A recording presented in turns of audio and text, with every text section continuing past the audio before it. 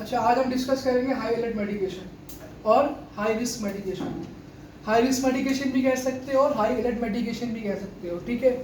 ये जो वर्ड लिखा है मैंने हाई अलर्ट, इससे ही अंदाजा हो जाएगा कि इसकी डेफिनेशन क्या होगी। मतलब कि हाई अलर्ट आपको बिल्कुल प्रॉपर मेंटली हाइपर कॉन्शियस होना है, आपको ज़्यादा कॉन्शियस होना है कि किस लिए, कि ऐसी दवा मेडिकेशन के लिए, ये दवाएं ऐसी है जिनके लिए आपको हाई अलर्ट होना है, ज़्यादा कॉन्शियस होना है दूसरी मेडिसिन के मुकाबले में, ठीक है। दूसरी मेडिसिन की मतलब उसमें कॉन्शियस होना है, लेकिन इसमें कुछ ज़्यादा होना पड़ेगा, ठीक है। कुछ ड्रग ऐसी होती हैं कि अगर वो उनकी डोज अगर आगे पीछे हो भी जाए तो जस्ट मतलब उनका इतना मसला नहीं होता कि life threatening injuries, life threatening मसला नहीं होती, लेकिन अगर उसको नुकसान होगा, ठीक है। बेसिस पे जो है 2 डिपार्ट आपके हॉस्पिटल्स के होते हैं, 3 सॉरी, मतलब जितने भी इंटेंसिव यूनिट्स हैं आपके, लाइक सीसीयू है, कार्डिक केयर यूनिट है आपका, ठीक है, और आपका इंटेंसिव यूनिट आईसीयू है आपका, एनआईसीयू है, नीक्यू, प्लस आपका ईआर, ये सारे डिपार्ट आपके इंटेंसिव ऐसे हैं जहाँ पे ये रोज़मर्रा में ये दवाएं इस्तेमाल होती हैं, ठीक है। तो इसीलिए मैं जो आपके आप में से बहुत सारे ऐसे होंगे जो ईआर करते होंगे, जो एनआईसीयू करते होंगे, तो उनको इस चीज़ का पता होना चाहिए मेडिकेशन का। क्या हुआ, सही है, अच्छा, ठीक है। तो अब ये जो मैं चीज़ें बताऊंगा तो इसको आगे जाके ये आपकी क्रैश कार्ड कहलाती है। क्रैश कार्ड को आप सीक्वेंस से जो है रखते हो, बेसिकली प्रॉपर इसको एक तरीकेकार होता है मेडिसिन ट्रे को मैनेज करने का, ठीक है, कि कौन सी फर्स्ट ड्रॉ में कौन सी मेडिसिन आएंगी, या सेकंड ड्रॉ में जो है डिस्पोजेबल आइटम्स आएंगे आपके, या ड्रिप्स आएंगे, या इक्विपमेंट्स जो है आपके लास्ट में आएंगे। तो ये प्रॉपर जो क्रैश कार्ड है ये प्रॉपर एक तरीके से मैनेज होती है। ऐसा नहीं होता कि आपने दवाएं रख दी ऊपर नीचे सब जगह रख दी, ऐसा नहीं होता। तो ये ट्रॉली भी पूरी प्रॉपर मेंटेन होती है, इसका भी प्रोटोकॉल है, लेकिन मैं उसको डिस्कस नहीं कर रहा हूँ। लेकिन ये दवाएं जो है आपकी रखी इसी क्रैश कार्ड में जाती हैं, ठीक है, और फर्स्ट ड्रॉ में रखी जाती हैं, ठीक है।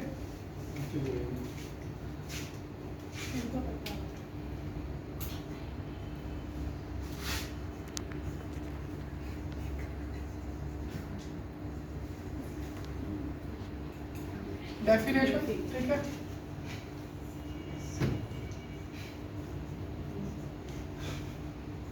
जगह पे जूम कर लीजिएगा।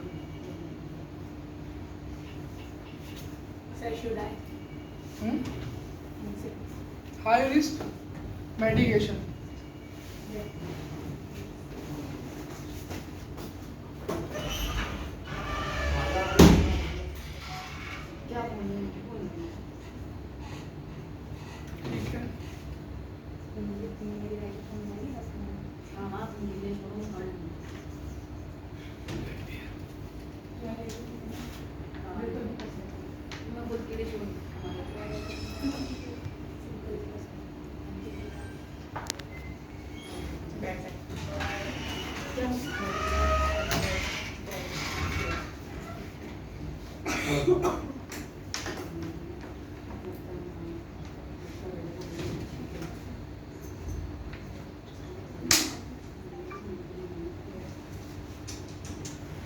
ठीक है।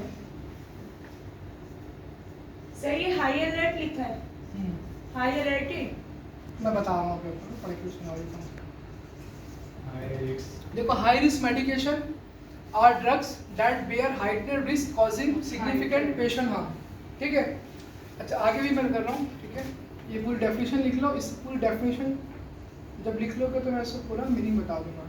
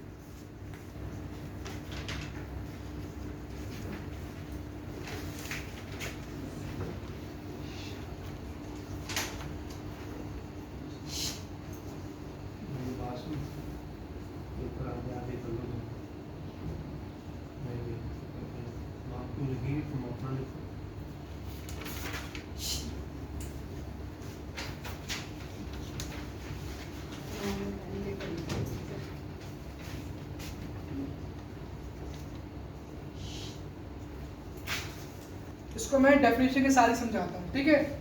मैं आप लोगों को यही बोलता हूँ कि साथ साथ उर्दू लिख लिया करो, कोई शर्म नहीं किया करो, ठीक है। मदर टंग है उर्दू हमारी, अच्छा, high risk medication are drugs that bear heightened risk causing significant patient harm. When they are used in error, the consequences of an error with these medications are clearly devastating to patient. इसका मतलब ये हुआ, ये जो high risk medication होते हैं ये भी एक तरह से ड्रग्स होती हैं, मतलब ये भी मेडिकेशन ड्रग्स होती हैं, ठीक है। डेट बेयर, लेकिन क्या ये एक अपने अंदर क्या करती है, हाइटेड रिस्क, इनमें क्या होता है, ज़्यादा रिस्क होता है बनिस्बतन दूसरी दवाओं के, ठीक है, जो कि मरीज को नुकसान पहुंचा सकता है, ठीक है। When they are use in error, अगर हम मतलब कि इस मेडिकेशन लगाने में कोई एरर कर दें, मतलब कोई गलती कर दें, the consequence of an error with this medications are clearly devastating to the patient. अगर हम कोई भी एरर कर दें, मतलब कि हमने डोज ज़्यादा लगा दिया या कम लगा दिया, या हमें डॉक्टर ने ऑर्डर किया ही नहीं था और हमने गलती से ये मेडिसिन लगा दी पेशेंट को, तो उसके जो कॉन्सिक्वेंस होंगे, वो नुकसान क्या होंगे, वो बहुत तबाहकुन होंगे, ठीक है, जानलेवा होंगे, लाइफ थ्रेटनिंग होंगे, ठीक है, लाइफ थ्रेटनिंग होंगे। ये चीज़ जो है ये कहलाती है आपकी हाई रिस्क मेडिकेशन और हाई अलर्ट मेडिकेशन, ठीक है, समझ में आया? दोबारा बताता हूँ, हाई रिस्क मेडिकेशन क्या है, ये वो दवाएं हैं, दूसरी दवाओं के अंदर ये भी दवाएं, लेकिन क्या है, ये अपने अंदर क्या है, दूसरी दवाओं के मुकाबले में निस्बतन ये थोड़ी डेंजर होती हैं, इनमें ज़्यादा एहतियात करनी होती है, ठीक है।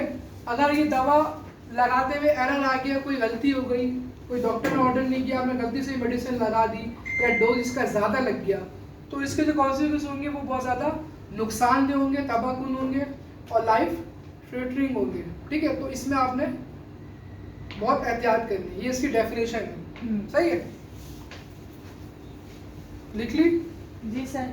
पक्की बात है, चलो, या जिसे नहीं लिखी वो एक दूसरे को बता देना, ठीक है, ताकि टाइम बचे हमारा, सही है।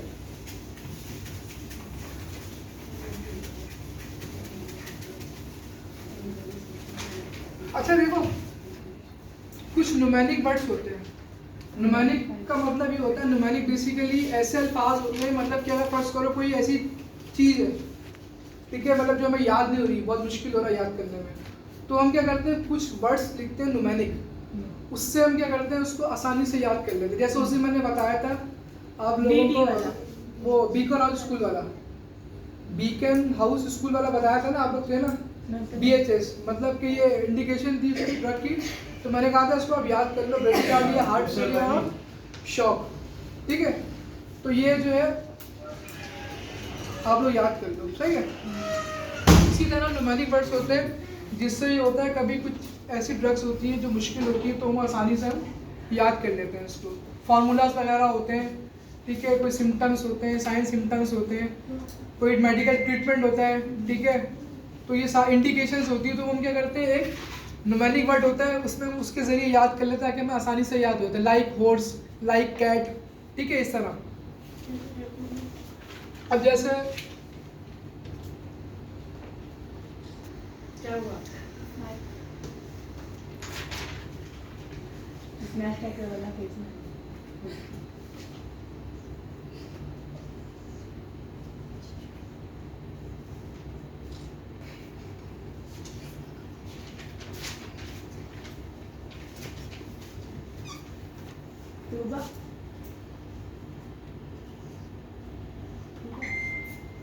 यहाँ से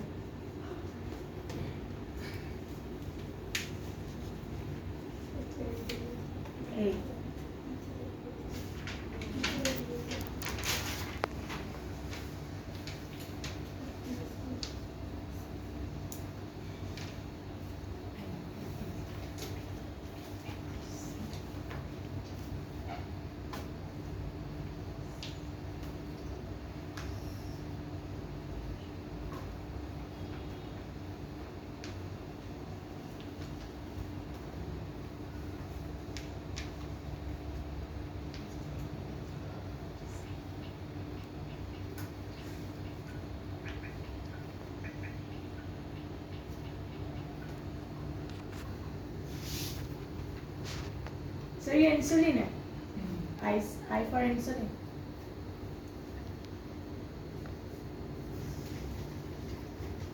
लिख लो जब तक टाइम बच जाए। सर लिख लो। ठीक है।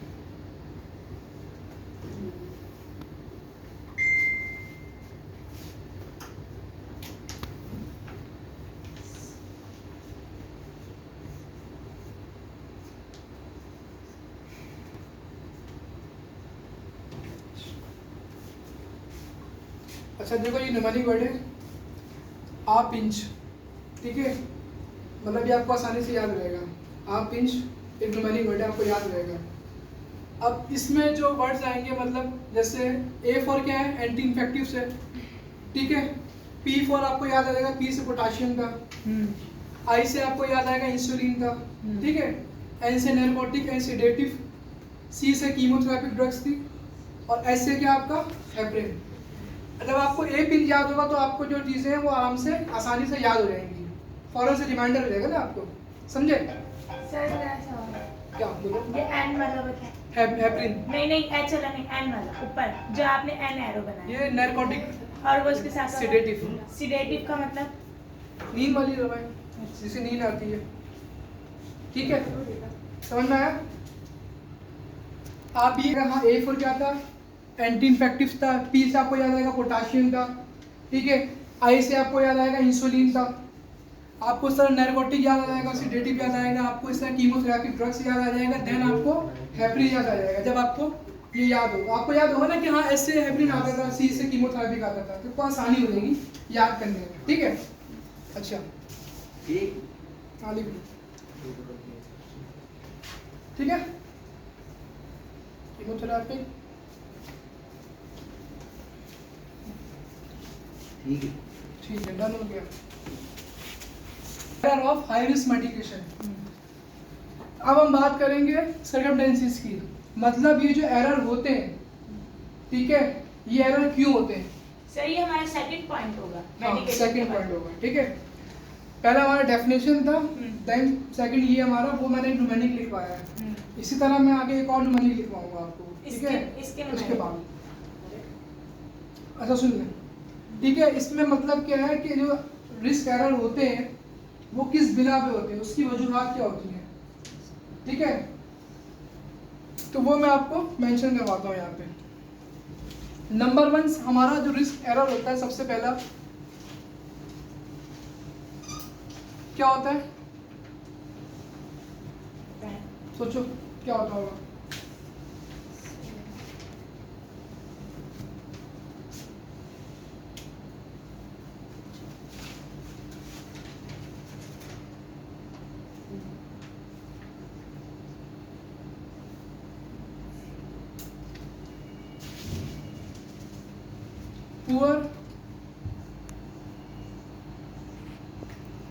Poor handwritten medication.